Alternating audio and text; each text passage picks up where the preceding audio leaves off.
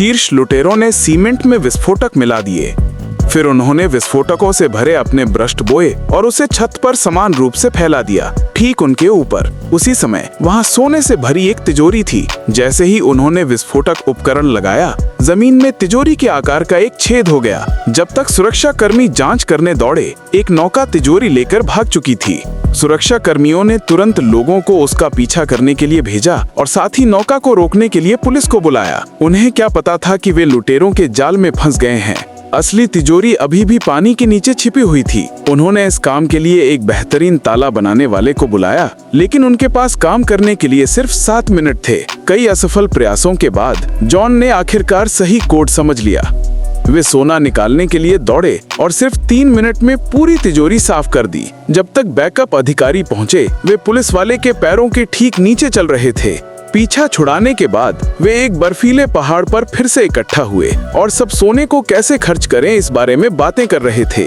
सिर्फ स्टीवन ही बेचैनी से शांत रहा, मानो सोने में उसकी कोई दिलचस्पी ही ना हो। जैसे ही वे अलग होने वाले थे, खाली पहाड़ों में अचानक एक और कार आ गई।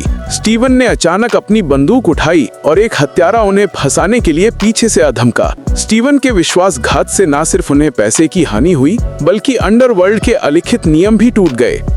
अब आप कहीं और नहीं जा सकते। हम तुम्हें नहीं ढूंढ सकते स्टीव। तुम्हें पता है, मुझे लगता है शायद यही सही है। ड्राइवर जॉन ने कार तुरंत स्टार्ट की और उसे सीधे नदी में गिरा दिया। यह उनके बचने का एकमात्र रास्ता था। फिर भी स्टीवन ने उन्हें जाने नहीं दिया जब तक उसने जॉन को पानी पर तैरते हुए न देखा। तभी वह हत्यारे को राहत देते हुए वहां से चला गया, लेकिन उसे उम्मीद नहीं थी कि वे बचे हुए ऑक्सीजन टैंकों का इस्तेमाल करके बच गए। किनारे पहुंचकर चार्ली ने जॉन को कसकर गले लगाया और उस गद्दार को मार डालने की कसम खाई। स्टीवन ने आधे साल की खोज के बाद चार्ली को आखिरकार स्टीवन छिपते हुए मिल गया। स्टीवन ने सोने को एक ज्यादा उन्नत तिजोरी में छिपा कर रखा था, इसीलिए चार्ली ने जॉन की बेटी को टीम में शामिल कर लिया। एक कुशल ताला बनाने वाले की बेटी होने के नाते एली के पास ताला खोलने का और भी तेज कौशल था। उसने पारंपरिक तकनीकों को कंप्यूटर के साथ मिलाया और सिर्फ 10 सेकंड में सबसे नई तिजोरी को तोड़ सकती थी। पूरी टीम इकट्ठी होने के बाद उन्होंने स्टीवन की हवेली के बाहर एक वैन खड़ी कर दी और उसकी हर हरकत पर नजर रखी हुई थी। हवेली पर कड़ी निगरानी रखी जा रही थी और हर कोने पर पहरेदार तैनात थे।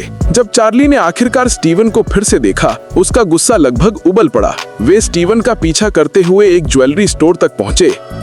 हर हफ्ते स्टीवन 2 सोने की छड़ें नकदी के बदले में देता था, ताकि किसी को उसके खजाने की भनक न लगे। हवेली में घुसने के लिए अधेड़ उम्र के ड्राइवर ने अपने आकर्षण का इस्तेमाल किया और एक महिला मरम्मत कर्मचारी के साथ डेट पर जाने में कामयाब हो गया। यहाँ तक कि सफाई वैन की चाबियां भी चुपके से कॉपी कर ली गईं। फिर एली ने कपड़े पहने, मरम्मत की वर्दी में और कंपनी की वैन को सफलतापूर्वक भगा ले गई। चौकीदार ने उसी समय इंटरनेट केबल खींच ली और विला के अंदर के टीवी तुरंत बंद हो गए। स्टीवन ने अपने गार्ड से मरम्मत कंपनी को फोन करने को कहा, लेकिन वहां इंतजार कर रहे हैकर ने कॉल इंटरसेप्ट कर ली। एली की कर्मचारी आईडी की पुष्टि करने के बाद एली ने वैन को एस्टेट में सफलतापूर्वक पहुंचा दिया।